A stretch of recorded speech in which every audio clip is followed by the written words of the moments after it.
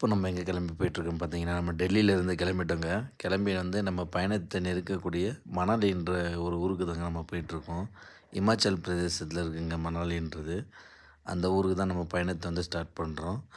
First பயணத்த start பண்ணி போயிட்டுருக்கோம். இந்த ஊரில பார்த்தீங்கன்னா வந்து ரோடு ரொம்ப வந்து மலையில வந்து ரொம்ப டேமேஜாக இருக்குங்க. அத பாருங்க நீங்களே அந்த கல்லு, மண்ணெல்லாம் அந்த சரிவா ஏற்பட்டு ரொம்ப வந்து மலையில அப்படியே கொட்டி கிடக்குதுங்க. அங்க பார்த்தீங்களா?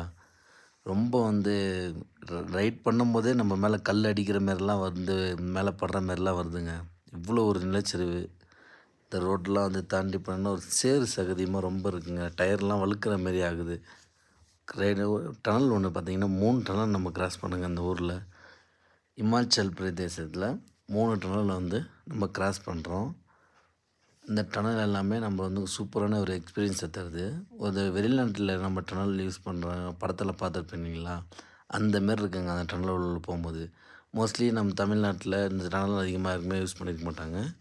அடுத்து பார்த்தீங்கன்னா, நம்ப மணாலி கிட்ட வந்து நம்ம வந்துட்டோம். அந்த வியூ பாருங்க. அவ்வளோ ஒரு அழகா இருக்குங்க. இதுக்காக தாங்க நம்ம அங்கேருந்து நம்ம ஊர்லேருந்து இவ்வளோ தூரம் நம்ம வந்திருக்கோம். இன்னும் மேற்கொண்டு மணாலில வந்து நம்ம ரீச் ஆயிட்டோம். மேற்கொண்டு வீடியோக்கள அடுத்தடுத்து வந்து வீடியோஸில வந்து அப்லோட் பண்ணுறேன். பார்த்துட்டே இருங்க. வீடியோஸ் பிடிச்சிருந்தா லைக் பண்ணுங்க.